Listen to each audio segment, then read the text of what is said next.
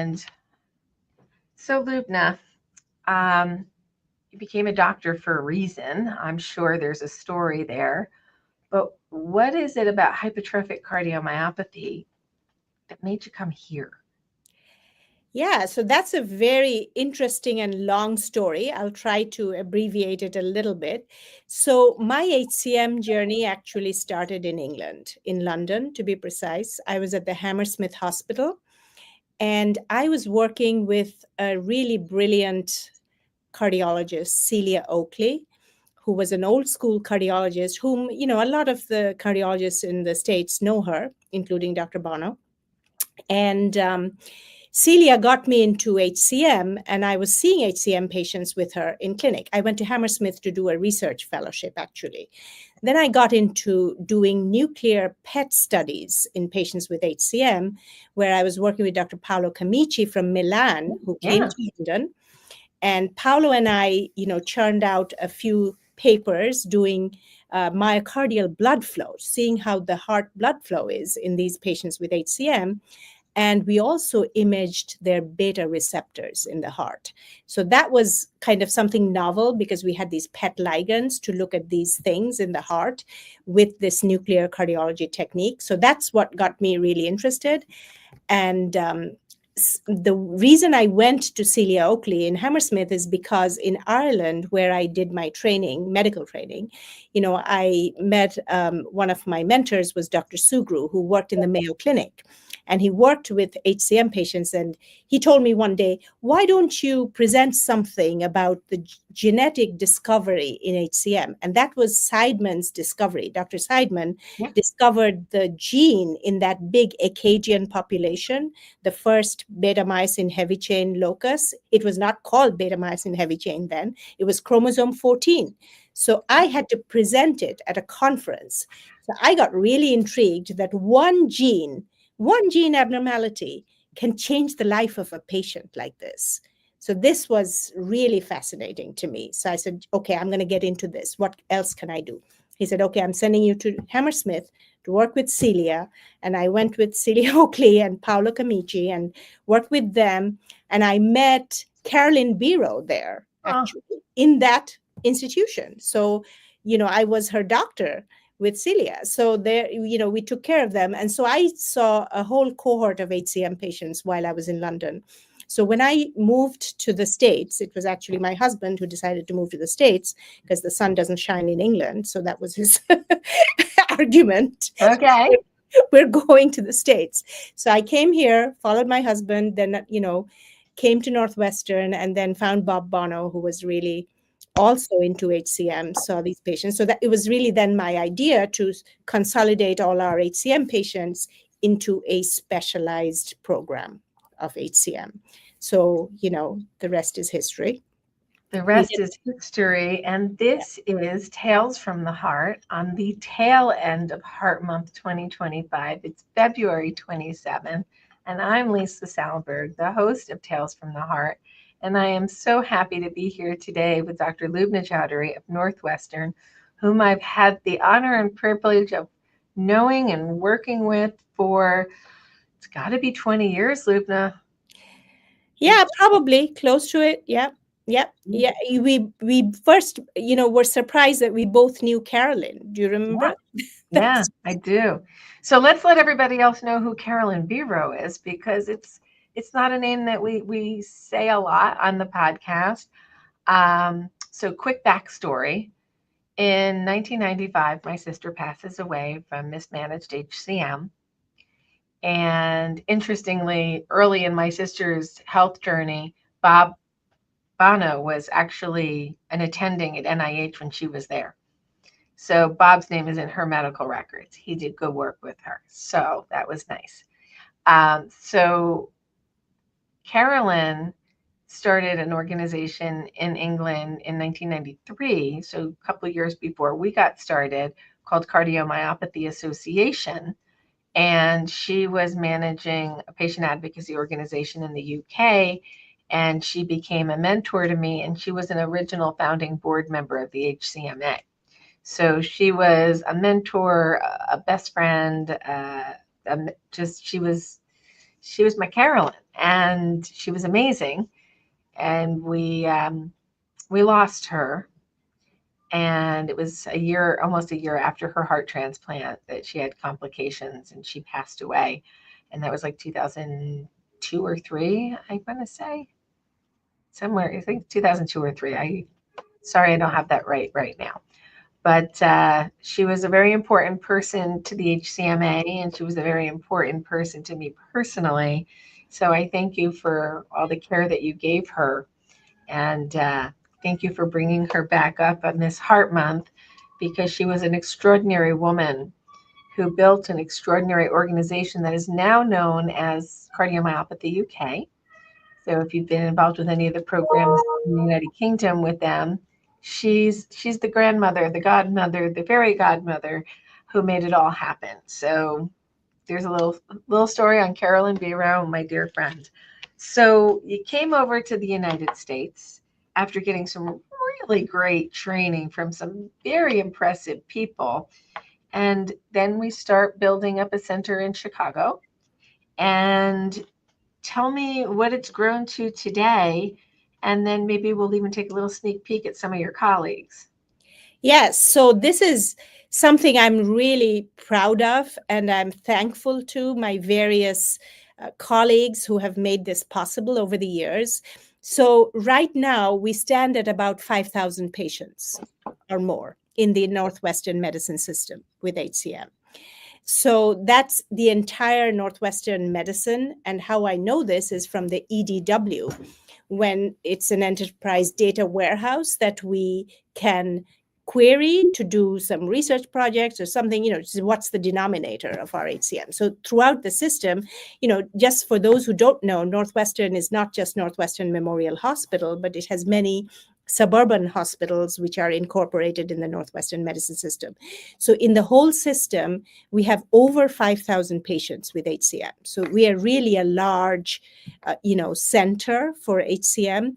And that has grown over the years through word of mouth, actually. Many of our patients have their family members come see us. Many cardiologists in the Chicago, Indiana, Wisconsin area have referred patients to us. I see patients from Michigan too, as well as Iowa, believe it or not. Some come to us from, I want to say, Seattle, who live there. The people live in Arizona come to us, DC come to us. So I've had people from various states who actually are living there, but they're flying here, to get their care. So, Yeah. That tells you something that, they're willing to fly on a plane and come here. So we've had patients that have come from all these places, and mostly from the Chicago area, cardiologists who are not in the Northwestern system, but they have heard about us, and they just, send people, they refer people. So that, I myself and Dr. Bono were the two people who were mostly seeing HCM for a number of years. And then Dr. Bono went off to he became an editor-in-chief in JAMA Cardiology. So then all the new patients used to come to me. And then it came to a point where I was pretty saturated. So Pretty saturated is an understatement. I've never seen anybody with a schedule like yours. So we recruited some more of my colleagues, actually 3 of them, one of whom you will see shortly, we'll introduce you to. But, so we have 3 other people now seeing HCM patients with me because we have such a high demand. And I have to say that because, we are a all one-stop shop for HCM. We have a comprehensive evaluation strategy as well as a comprehensive therapeutic strategy. And that includes cardiac behavioral health, which is a huge component of Northwestern. And we are still pushing, because we don't have enough psychologists and therapists who we need for this disease. Oh, we're going to talk about a project later, but we're not going to let everybody know about it yet because I'm still putting the pieces together, but I think you're going to be excited to see what we're building. So I'm going to do a little screen share here. For those of you who are listening, you're not going to see the video, but for those of you who are watching, you'll get to see a video that was submitted by part of the team at Northwestern for HCM Awareness Day. And I'm going to share screen. Oh my goodness, now I got to find the screen again. I thought it was already done. And we're going to show you, there it is, a little bit of the rest of the team. So with no further ado, we're going to hear from Doug. I was trying to start. Today we're talking about hypertrophic cardiomyopathy. This is a disease that affects young people, it affects old people, it runs in families. HCM is a common genetic disease, and unfortunately it's actually underdiagnosed and many times goes undetected. So it's really important to raise awareness about this because a lot of patients don't even know that they have it. What it is a thickening of areas of the heart, and most commonly what's called the septum, which is in between the right and left pumping chambers, the right and left ventricles. And that septum essentially bulges into the path that blood exits the heart and can obstruct the blood flow out of the heart. So your heart is working a lot harder than it should be, which can cause a variety of symptoms such as chest pain, fatigue, feeling like you can't do the activities that you normally were able to do. So there's many medical and even surgical treatment options, and we have seen great improvement. And we also get a lot of our patients involved in clinical trials for new and emerging therapies because a lot is out there to help discover new ways of treating the disease. There have been a lot of advancements in the field of HCM in the last 60 years since the diagnosis was first noticed in the 1960s. People that have HCM now live as long and do as well as people that don't have HCM, and that's a testament to the medical therapies and advances that we've made. And we want to share those with people that have the condition. We first need to figure out if you have it. We have a multidisciplinary team here at Northwestern that can take care of all aspects. Our goal is that somebody goes out and leads a normal life, needs minimal from us over the course of the rest of their life, but of course we're here for a lifetime of care. So tell us a little bit about the people we just saw on screen. So yes, this is a sample of the people who take care of our patients here. So you heard from our HCM coordinator, Kayla Mueller, who is the first point of contact here. And she's going to reach out to patients, get their records, get a brief history, etc. Then you heard from some of our nurses, Abby and Caitlin, who are there. And they are very, very good at supporting us in our patient care efforts and, answering your messages and so on and so forth. Then you also saw two physicians in that video. The first was the surgeon, Dr. Doug Johnston, who is very well known in this field of HCM surgery. He's a very thoughtful surgeon and has, really remarkable techniques to do a really complete job of correcting the abnormal physiology that obstructive HCM patients have in the heart. So he does mitral valve repairs, papillary muscle repositioning, septal myectomy, maze operations, bypass surgery, whatever the patient needs, or the valve replacements, etc. So we really value his contributions to our program because, when people with HCM don't come like the book HCM, they come with a variety of things associated with HCM. They have concomitant valve disease, they have other things going on with their arteries, etc. They have arrhythmias. So Doug Johnston is a surgeon who can really tackle all of them at once. And, we really send him our really complex HCM surgery patients. And thankfully, we have, more expertise with surgery. Apart from Dr. Johnston, we have Dr. Mehta, who's another excellent surgeon who have operated on my patients with excellent results. So we have a few surgeons here who have the expertise on operating on HCM patients and HCM patients who have other things wrong with them at the same time.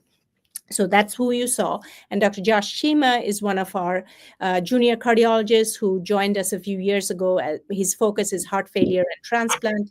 And he's particularly interested in those HCM patients with overt heart failure who are heading in the transplant direction or who are non-obstructive, who just need to be treated for HFpEF. So he's been a valuable addition to our team. That is fantastic. And I know Doug from back in his days, Doug Johnston at Cleveland Clinic. And when he called me one day and he said, I'm thinking of leaving. I'm like, where are you going? He said, Northwestern. I'm like, you know what? That's a really good idea. And I think you scored a win on that one. And I think you brought a lot of passion and a lot of experience. And I love that you have that resource now in the Chicago area. Yes, it's very, and I know that when they were looking for a surgeon for Northwestern. I said, just make sure he can operate on HCM patients because we have a program. Thank you. Thank you. We definitely needed Yeah. that. And I'm so glad you were able to So operationalize that. we lucked out with Doug. Yes. You did. And I'd like to think that a few conversations that Doug and I had helped get things moving in the right direction to get the help. Yeah.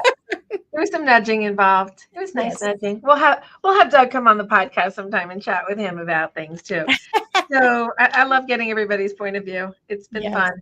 So I'm gonna pivot and we're gonna talk about some trees. And we gotta talk about the trees. So why in HCM would we want to talk about trees? Because our friends over at Cytokinetics like to name all of their clinical trials after trees.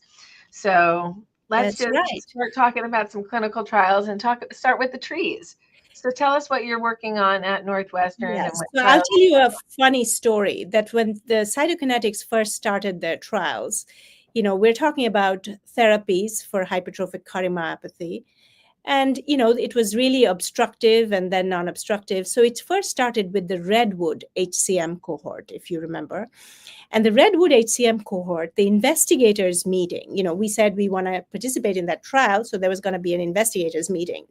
So I tell this story because it's quite funny because, the investigators meeting happened to be in Miami, Florida, at a February date of what year, I don't remember exactly. It was quite a while ago, but it was in Miami, Florida. And I said, yeah, sure, I'll attend the investigators meeting as an investigator.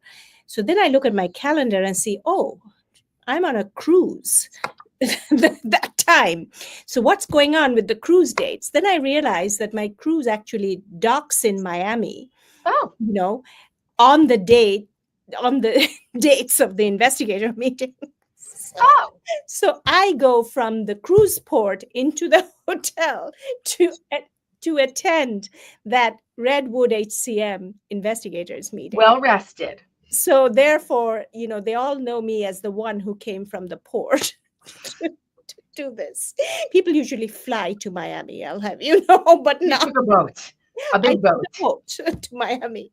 So, then we got involved in the Redwood HCM study. We recruited a lot of patients. In fact, I got an award from the Heart Failure Society of America for recruiting so many patients in the Redwood trials. So I didn't know you could get an award for recruiting patients, but there you go. So we got it. I might have to look at that award and see if we can offer one. So anyhow, the Redwood really paved the way for the next series of trees, as Lisa calls it. So the next series of trees, we got the Sequoia HCM study, right? The big Redwood tree. So the Sequoia HCM, showed spectacular results and, that got published in the New England Journal of Medicine. So, we were very excited about that. And that was in obstructive HCM patients who had really remarkable symptom improvement and lowering of their gradients, in a substantial way with this drug. So this was aficamten, and it really showed its efficacy. And then we started doing enrollment in patients for Maple HCM study. So that's Maple and other trees. So that is actually comparing head-to-head, aficamten with metoprolol, which is the most common workhorse drug for hypertrophic cardiomyopathy. And, the idea is to see with a standard of care drug, how does aficamten do? Aficamten, as you know, is a cardiac myosin inhibitor, and it works to reduce the force of contractility of the left ventricle at the myosin level, at the cellular level of the heart. So we want to see how it compares with the beta blocker. So it's a very exciting study for us because it would really change the paradigm in how HCM is treated if we can get the results of the Maple HCM study. So that's the study I'm most excited about to see how that will go.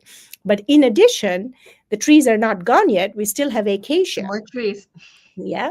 So Acacia HCM is a study in non-obstructive hypertrophic cardiomyopathy patients with aficamten versus placebo. So these are patients who do not have a gradient. So about 30% of our patients who still have symptoms. They're short of breath They are intolerant of exertion, and something is going on. They have heart failure symptoms, sometimes with overt volume overload, sometimes with not.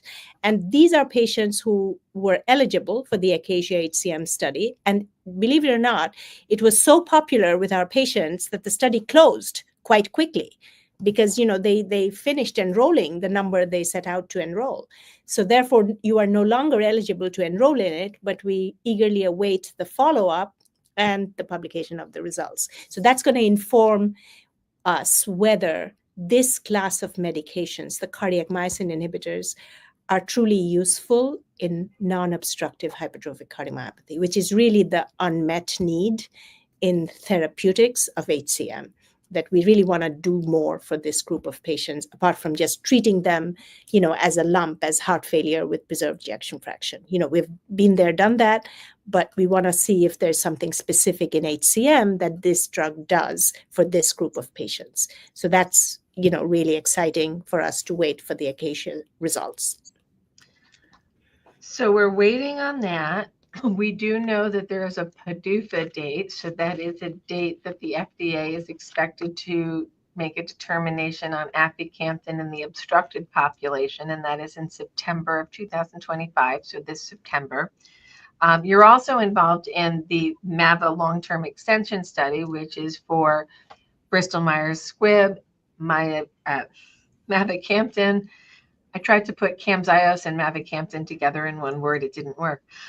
So what are we learning out of MAVA LTE? Yeah, so MAVA LTE, I think the major message is it's safe for the amount of time these patients have been on this drug. Because, remember that patients have been on this drug the longest. So we have the longest data on cardiac myosin inhibitors from the MAVA LTE study.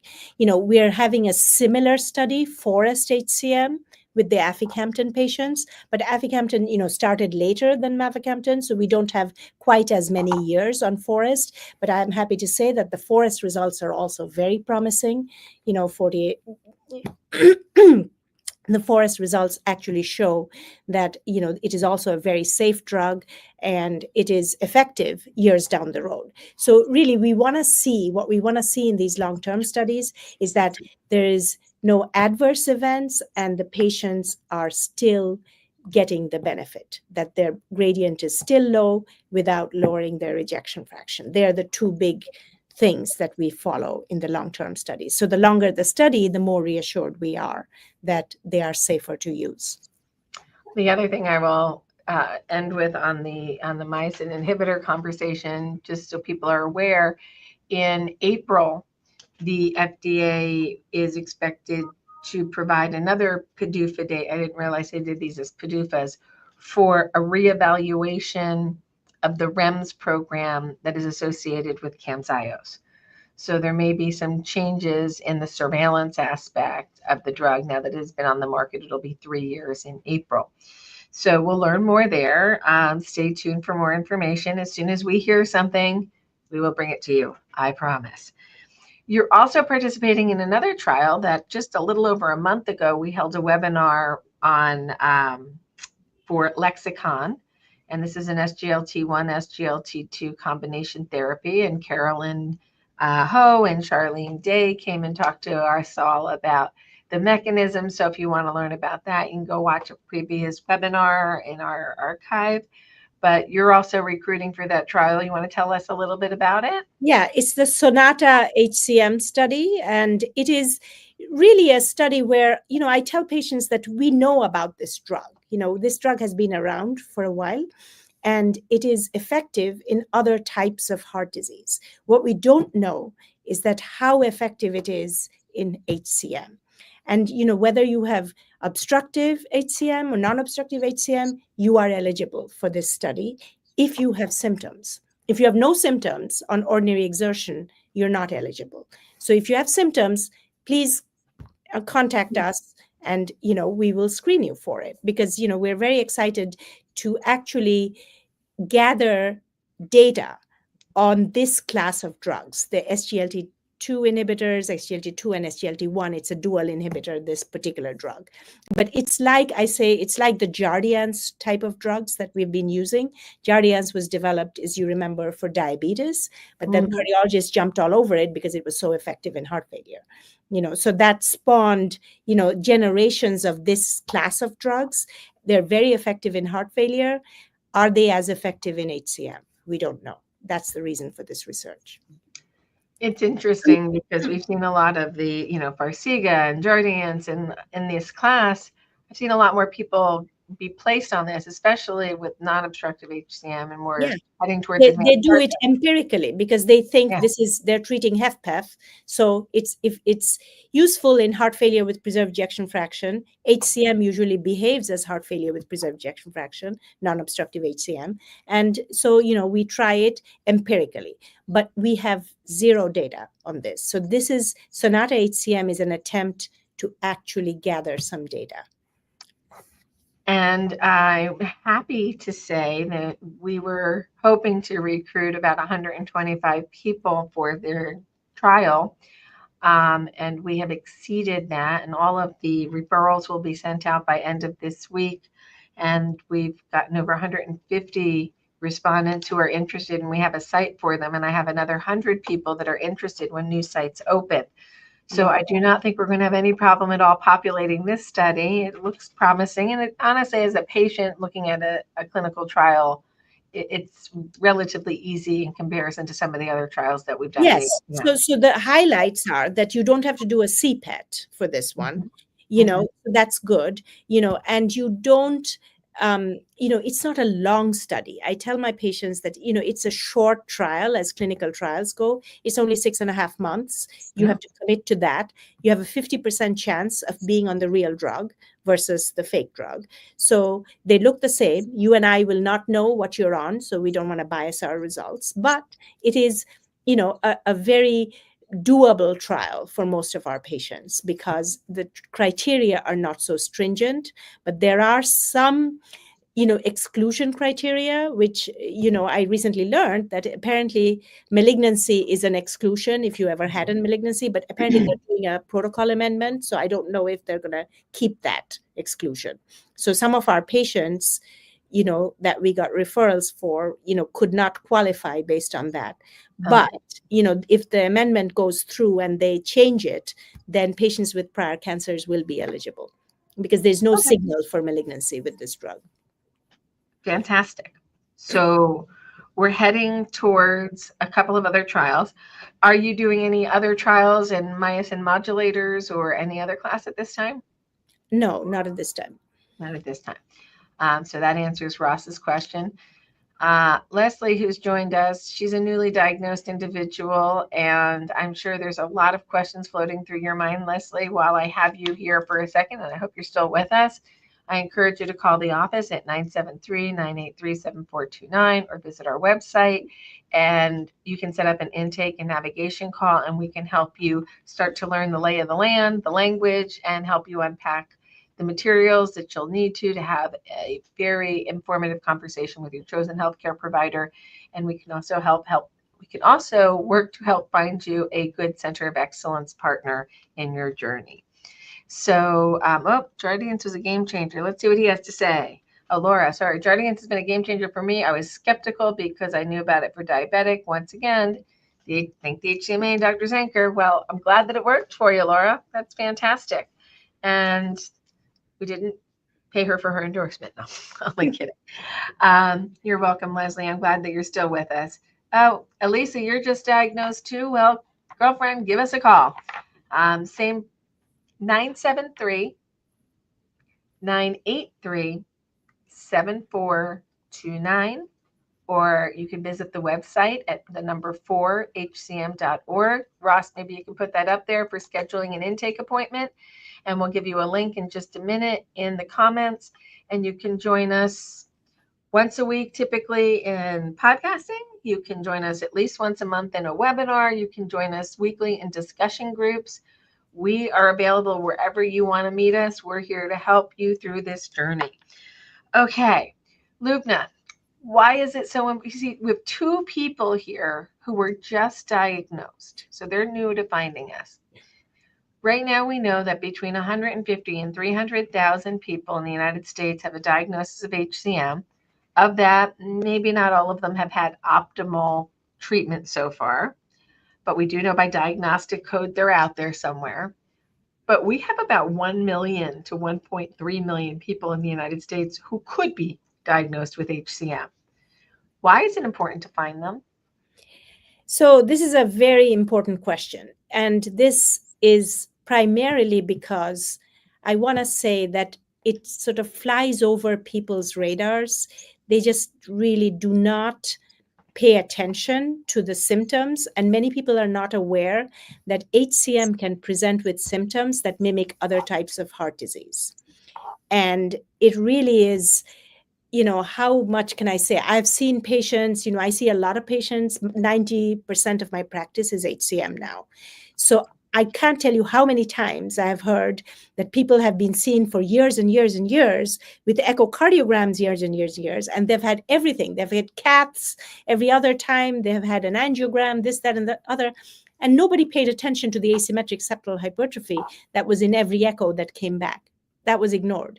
So, there's two things in this. One is the patient unawareness that this could be HCM. I'm fainting, I'm lightheaded, I'm short of breath, can't climb my stairs, I do laundry and I get out of breath. What is it with that? I need to see a cardiologist. Or the patient ignores them, I'm just getting old. That's it. It's with age, right? And it's the providers. The second part is the doctors who are seeing you are not used to seeing HCM. So they're really not, it's not in the front of their minds that what you're describing could be HCM. So, we need to educate both patients and physicians alike, in my opinion, that when you see a constellation of symptoms, think about it. If you think about it, you will do the right tests to discover it. The most common misdiagnosis associated with HCM before you find out you have HCM. So what did they tell you before HCM?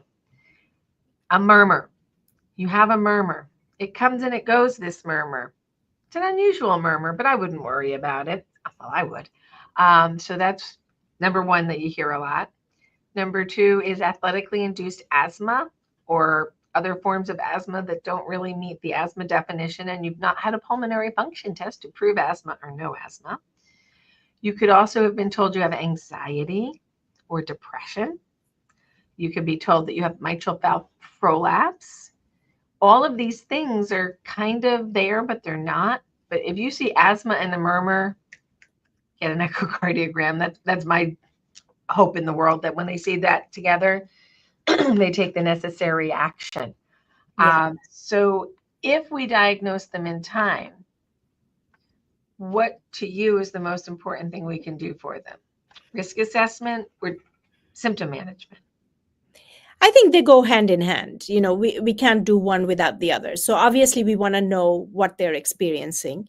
And if they're completely asymptomatic, doesn't matter what symptoms they have or not have. We have to risk assess every single patient. So we have to know what your risk is. So don't worry if we're doing tests on you and say, oh, I'm not symptomatic. Why is the doctor ordering all these tests? We're ordering it because we want to get a better handle of whether you are at increased risk of dropping dead or not. That is a blunt way of saying it, but there are some people who can have an increased risk of sudden cardiac death. And if we are not aware of that, we're not going to look for the signals that send us down that path. And if we completely ignore it, one day we will hear that they did drop dead. So fortunately, sudden death is very uncommon in hypertrophic cardiomyopathy nowadays, because we have a lot of therapies that we can prevent sudden cardiac death. We can actually implant defibrillators in you, which have been proven to be the best way to prevent sudden cardiac death. We used to think certain medications do that in the past years, but that has found out not to be true. So if you're on amiodarone, you're not protected. You need a defibrillator if you're at increased risk of sudden cardiac death. And you need a cardiologist with experience in hypertrophic cardiomyopathy to assess your risk of sudden cardiac death. I liken this to storm clouds, So if you see storm clouds in the sky, you know it's going to rain, right? So you know it's going to rain.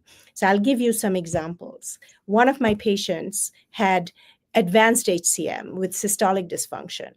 And with systolic dysfunction, I kept nagging him. He was young, in his 30s at the time. I said, you need to strongly consider a defibrillator, blah, blah. No, no, no, whatever. And then he arrested one day. His wife, resuscitated him and got the EMS there. And when he woke up in the other hospital before he was transferred to us, he said, don't tell Dr. Choudhury. That was his response. So then another one kept refusing an ICD and and he was, since a teenager, he was playing basketball, passing out, fainting. And I said, and he had a very thick heart muscle. So I said, you really need a defibrillator, and tried to convince him for years. I was nagging him. So finally he agreed. Within 2 months, his ICD fired appropriately. And and how I got him to agree, I said, you have a young daughter and you need to be around for her. So that's how. So, you have to contextualize a patient's, hesitancy, but what is important to them in life? What do they want to live for? And if there is something that you want to live for, then listen to your doctor. I couldn't agree more. There's an interesting little story being formed here in our comments. And Dawn, honey, we're here for you. We're going to get you through this whole journey, and we're here for the long haul. We've been here since 1996. We're not going anywhere. We've got you. But there's something really interesting in her story here. We'll get to that in just a moment. So she says, we talked about the misdiagnosis. She's been diagnosed with a murmur, asthma, anxiety, and depression since 2020. So we're working on 5 years of that. I want you to speak to somebody who has truly got asthma and why maybe they don't want to take a beta blocker if they have true asthma. Can you take a beta blocker with asthma? So yes. So the thing is that beta blockers come in different flavors, right? So there is, non-selective beta blockers, which are bad for you in asthma because they can aggravate asthma, and then the selective beta blockers, which don't affect it so much. But in patients with severe asthma who have hypertrophic cardiomyopathy also, we tend to shy away from beta blockers, and we try to treat them both more with calcium channel blockers, non-dihydropyridine like diltiazem, verapamil, that kind of drug. But, they can exacerbate asthma, especially if you've got severe asthma or if you're on a non-selective beta blocker. And certainly asthma shouldn't cause a heart murmur. So, you need to put those two things together. I hear patients tell me, I've had a heart murmur since I was 15. And so what was done about that heart murmur? Not much. Apparently nothing. Right. We get that. So there's a comment, and I want to take some time to dig into this, Stacy, because what you're bringing up is important. And there are some triggering words here. So I will put trigger warning out, because many of us come from families who have experienced sudden cardiac arrest of a family member, a loved one, a child, a sister, a grandfather, an uncle. And there's this challenge between the actual prevalence of sudden cardiac arrest in HCM over all of the people with HCM, and then there's the personal experiences. So Dr. Choudhury correctly stated that it's actually uncommon to have sudden death in HCM. It's not the most common thing that happens. Otherwise, we would all probably be gone by now. But her son passed away at 21. So she's not comfortable with the concept that we're stating sudden death is uncommon. But I want to talk about real numbers. And your experience, Stacy, is real. Your pain is real. Your loss is real. It's not uncommon to you. But for everybody that's listening, and I'm going to run through some numbers here. Lubna, tell me if you agree with me or they're a little bit different than I'm stating, because I'm going off top of head. We know that we put in a lot of defibrillators in the United States over the past 25, 30 years. And probably about 20% of people with HCM have devices at this time. And about 4% of them, 4 to 5%, will go off in is it lifetime or annually? Is that annually or lifetime? Forget what the number No, is. it's supposed to be annually. Annually. So of all of the people, of the 20% who get the high risk evaluation triggers, very thick heart, NSVT, family history of sudden death, lots of scar on MRI, etc. And you can find all of that information on our website.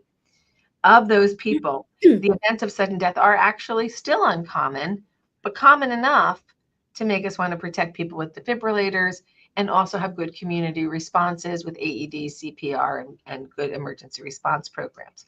We're not saying it doesn't happen, but for those who get risk assessed in today's world, once you know about the diagnosis, we can do something about it.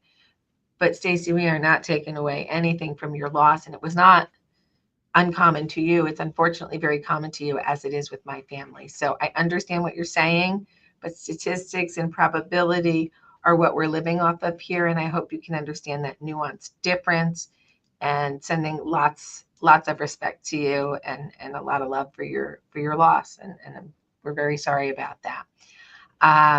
So anything you want to add to that, Lubna? No, I mean, Stacey, I feel your pain. I mean, nobody should have to bury their children. I think that's the worst form of grief that we can we can experience. But I would say one thing, that sometimes it's unavoidable. Nobody knew anything about in the family history or anything. But most cases of sudden cardiac death, I would say, are preventable if you seek care at the certain time. So that's why we talk so much about awareness, because, it doesn't matter. I can't tell by looking at your face what your risk of sudden cardiac death is, right? I need to evaluate you. And so if you give me a chance to evaluate you, then I have a chance to protect you. So many people don't get that chance. And that's really what I'm trying to say, that, we need to be more aware as a community, that we need to be more aware and get care. Because for some, I would put it this way, that, for some patients, we see them first. The first time I see them, you're getting a defibrillator. Because it's the thunderclouds. I see the thunderclouds, it's going to rain. I've got my gestalt. I've got so many years of seeing HCM patients. I can see it. I can recognize it when I see it, their risk. Okay, that's how some people are. Some people are less obvious at high risk. So we'll do a little more. I'll wait for a few more things before I decide. So, but again, you can see the mind working to try and come up with a realistic assessment. This is from my experience. Now, risk stratification, as Lisa alluded to, I think personally we're putting in too many defibrillators, to be honest with you. But I'm not sorry about it. Do you know what I mean? I'd rather be safe than sorry. As I tell my patients, that you were 95 and said that Choudhury put a defibrillator in me and it never went off. But you know what? I'm not going to be sorry, because of what I see today and the understanding that I have today. My gestalt is, you're going to need it. You're going to benefit from it. So that's the balance. And, the European guidelines underestimate risk. We try to, we are more sensitive in our guidelines. So we kind of, tend to place more defibrillators. We're not constrained as much by the European. I've worked in the National Health Service in England, so I know what it is like. So I think that, we are very proactive about finding people, assessing their risk. And if you're not at risk, you just see me once a year, say hi and bye, and that's it. So, Stacey, I'm going to take your comment here and turn it into a call to action. So how could we have been spared from this sudden death? I wish pediatricians were looking earlier at kids' hearts for this, and thank you. You're welcome. So I agree. And I'm not going to tell you that I have the definitive answer. I think this is a stepped question. And what we have created here at the HCMA is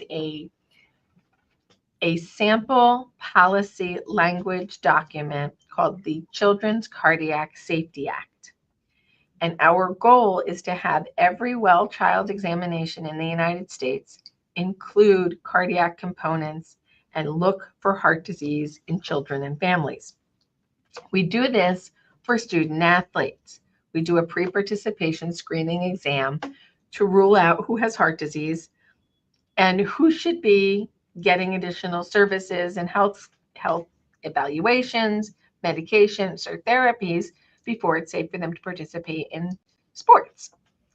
Well, let's see. Let's look at some data. Out of all the kids who die under the age of 24, so we're talking college age and beneath, basically. If you look at all of that data in something called the CDC Wonder Database, you can see how many kids die per year from each diagnostic code. And we know that about 125 kids per year are dying with HCM as the diagnostic code on their death certificate. Of that, we know about 20% of them are dying during sports activity or while enrolled in a sports season, which means 80% of them are not getting a PPE sports evaluation. So why the hell not? Why are we treating children differently based on whether they play a sport or not? So we don't want that to happen. We want every child to get the opportunity to evaluate family heart health history and individual signs and symptoms to evaluate whether they need to be seen by a cardiologist. We have a healthcare crisis in this country, and nobody can deny that it's going on. So we don't have the resources to bring every kid in and do an EKG, an echocardiogram, and a full checkup with a cardiologist every year to 2 years because we don't have the resources. So we have to try to find who is at higher risk based upon signs, symptoms, and existing knowledge in the medical realm. We know where these families live. We know what the signs are. They may not be completely apparent to you, but a doctor should be able to put the pieces together. If an aunt had heart failure and your mother has a pacemaker and you've passed out twice, well, that's something you need to talk to your children's doctors about. Not wait until something happens to you and then take that information and do something for your kids. You are the genetic material that is 50% of your child. What affects you may affect them. So I encourage you all to get involved with our Children's Cardiac Safety Act initiatives. Hopefully by the end of today, we will have a law passed in another state. We already have New Jersey. We're working on Virginia right now. And we have bills working in Rhode Island, and we're getting bills in we have a bill in Massachusetts. We're getting a bill in Minnesota and Michigan and a bunch of other places. So that's where the difference is going to come. If we start talking about it earlier and making sure every pediatrician knows what they're looking for, give them some training, and then we can find these kids in time to get them the treatment that they need. So please join us. Join us. We will have electronic ways for you to participate where you can just send letters to your state house. We're going to need everybody to get on board with this one. So I look forward to working with you all on this. We're working on a bill in Illinois right now. So if you're in the Northwestern area, Dominic gave the testimony at the legislative briefing for the Illinois State House earlier this week. So thank you to your colleague. We are doing things, and we're going to need all of you to help us make this a reality. It's happening now. It's moving. We've got some traction and energy. We're just going to need a couple more hands to raise this up. So we don't want to see any child lost. We don't want to see any family member lost. Yeah. We want families to stay whole. I think you said one very important thing, that the misconception is that it's only kids who play sports that are at risk. And this is completely untrue. And that's why we need pediatricians, because they're the first line, to listen to kids. If they have a heart murmur, have a very low threshold for sending them to a pediatric cardiologist. Because you don't know what that heart murmur is. They could have early HCM, or something else. They could have a PFO. They could have they could have a lot of different things. A murmur is just a murmur is not normal in a kid. So that should be, before it's kind of dismissed as, especially if the kid is, in their not a neonate, that they're just kind of going to school and school age, and they're going to participate in various sports. But, these sudden deaths don't occur just during sports. People could be coming down the stairs and die. They could die in their sleep. So pediatricians should have a lower threshold of referring people for further evaluation if they don't want to do it themselves. Could not agree more. you never quite know where a live podcast is going to go because you don't know what the comments are going to be. And we have Ross back there pulling up links so we can keep the conversation on task and give the resources we need. And thank you, Lubna, for kind of going with the flow of the conversation today. That's the fun part of Ready to Fight in Florida. I think we're working on a bill in Florida as well. It's not necessarily knowing, so let's pull this up here for a sec. So Ready to Fight in Florida, happy to have you on the team. We'll get you in here. I believe all checkups my son had, but no one ever asked about things that could have saved his life. Yes, my son died washing up for dinner with his grandparents. Oh my God, that's so sad. I'm so sorry. We've got to do better. And part of the doing better, Stacy, is telling your son's story. And sometimes we can also go back into the medical records and see if there's any hints. We're not saying it's malpractice. We're not trying to vilify the doc for missing something, but we can learn a lot from those who aren't here anymore. And what can we learn from that file? Was there a moment that should have been acted upon, and can we use that as a teachable moment? This is the way we have to think. We have to think about fixing the system that we're living in. We can't create a new one. And we can't, technology isn't there yet, but technology is going to come and assist us soon. And one of the things that's going to help us with technology and assistance in screening, AI technology and echocardiogram and electrocardiograms are going to be a really good first signal that could be inexpensive, but it's not ready for prime time yet. It hasn't been fully vetted in teenagers. It needs approvals in that age group. But I think technology can come and help us, but it's not there yet. But I can assure you, I am talking to the people and doing the things behind the scenes to bring these technologies to reality. Why would pediatricians, Lubna, I'm going to let you hit this one. Why would pediatricians or ped cardiology say a heart murmur is normal as a part of growing and it will go away? You know, there are some heart holes in the heart, like VSDs, that can close spontaneously, that can cause a murmur. So that's probably why they say that. But, you know, how do you know it's a VSD? Did you ever get an echo to show that? I mean, I would say, you know, before I say that it's going to close, I would do an echo. It doesn't hurt to do an echo. Just see that, oh, yeah, there is a hole in the heart. Okay, we'll check a few years later. It'll close. That's why he has the murmur. I would feel much better about doing it that way. But, you know, I'm not a pediatric cardiologist, but that's how I would approach it. So, Ross, if you could pull Julie's information up. So those who have, there's a couple of people here who seem really interested in helping with legislation. So let's get them hooked up with Julie Russo, our legislative lead, who can help connect you with what you need to do in your state. The first step is to get a bill number. You get a bill number by getting a champion. So it could be your own state senator, your assemblyman, your whoever, however your form of government works. You get a bill in one house, then we find a partner bill in the other house, and then they go to committee. We provide testimony. We get to a vote. Every state works a slightly bit different on how when they start, when they end, when can you introduce a bill, who can introduce a bill. There's lots of rules, but we'll figure them out with you and help you work with your state to get this moving and hopefully get it passed. We can't do this alone. The constituents that we are working with that live in that state, they're the ones that are going to be the true leaders and champions to make these things happen. So if there is anything that you want to get involved with, we'll get Julie to be, Julie Russo, not yet, is there, and she's going to help you out. And Ross will put that up on the screen in just a few minutes. So Elisa wants to know, Dr. Choudhury, how do you feel about Camzyos? And it says, I have 40 mm. So I'm going to guess she has an outflow tract gradient of 40 millimeters of mercury.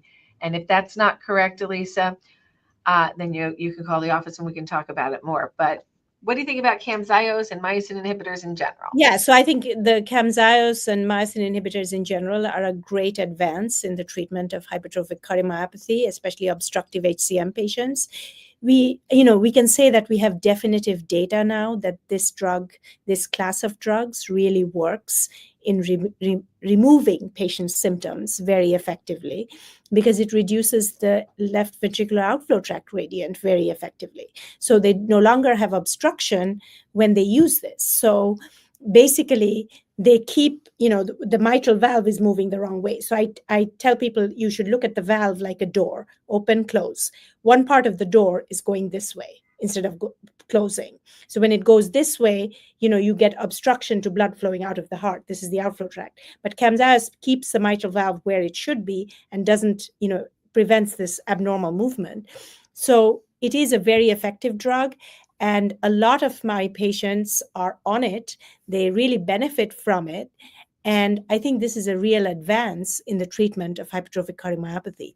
That being said, you need to go to a center of excellence where they're used to using these drugs in, fairly substantial numbers of patients, and who know something about who not to give the drug to.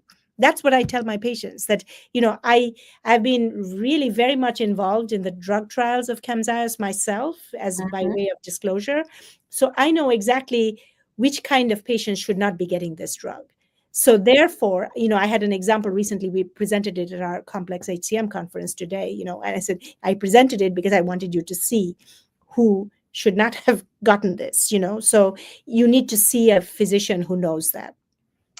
So there's an interesting other comment on this thread, and I want to talk about ultra high gradient. So somebody else is posting that she's got 162 millimeter mercury gradient. If the gradients are over 150, is there a different strategy to how you're going to manage them?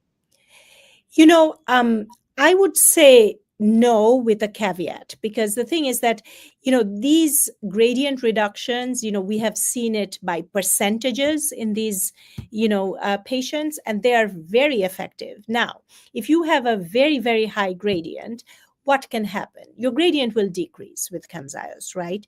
So the question is, how much will it decrease? Will it decrease enough that you become asymptomatic? So I'll give you an example. If your 162 millimeter gradient became 70 millimeters with Camzyos, for example, just speaking, are you going to be symptomatic at that gradient?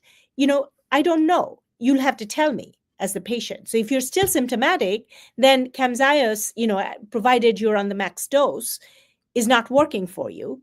And then we need to go to another strategy. But remember, it's a stepped approach. So you start low, go slow, and you build up to the maximum. It's not a drug that you keep piling on like some blood pressure drugs and that, so it doesn't work like that. So that's one strategy. You'll know soon enough if you can, A, tolerate the drug, B, is it working for you? If it's not working for you, as I said, it is one option in the armamentarium of options that we have for our HCM patients. There is surgery, there is other therapies, etc. So we have to, and some people will say, no, I don't want to be on a drug for life, because so that's when Camzyos is for life. them to Doug. Yeah. So if you're not going to be on the drug for life, I'm going to send you to septalmectomy. That might be the best option for such a high gradient. That's where I was leaning towards. Yeah. There's still a role for surgery. Absolutely. HCM. Some of these anatomies, the drugs are great. The drugs are fantastic. I also helped in the early clinical trials and recruitment and building the trials and the protocols and helping understand the patient journey going back to 2013, 14. So we've been at this a long time. This is not new stuff to us. We've been dealing with this for over a decade. But myectomy, we've been dealing with for a lot longer. It's got a really good outcome when done in a high volume center by a skilled hand, which you have there at Northwestern. I would be very careful as to where you're going for a myectomy. I'd be cautious as to who I'm allowing to start me on a myosin inhibitor, but I would be absolutely vigilant to ensure that if I was going to have surgery, it is with the highest volume surgeon I can get in my network. And if you can't get a high volume surgeon in your network, you call us and we'll fight for you so you get to a high volume surgeon. And the surgery, Leslie, is called a myectomy. and you can learn about it on our website. Dr. Choudhury has a patient to get to, so we're going to wrap this edition of Tales from the Heart. I'm going to thank all of our sponsors. I'm going to thank Ross for dropping links, and Joey, who's going to do the editing on this on the other end, and Julie, who's going to turn it into AI clips so we can put clips out on the web. For all of you who have participated in this session, thank you very much. I hope you call for an intake call. And on that note, after HCM Awareness Day, I'm scheduling a little too much on my calendar for today. I'm going to go get a massage tonight. You deserve it, Lisa. Thank you so much. Lubna, thank you for not only your time today, but your partnership over these years and all of the service that you provide to our patients and your entire team. Thank you very much for your partnership and your friendship. Thank you so much. Okay. Be well, and bye to all. Have a good day. And this is our last event of Heart Month. Bye-bye.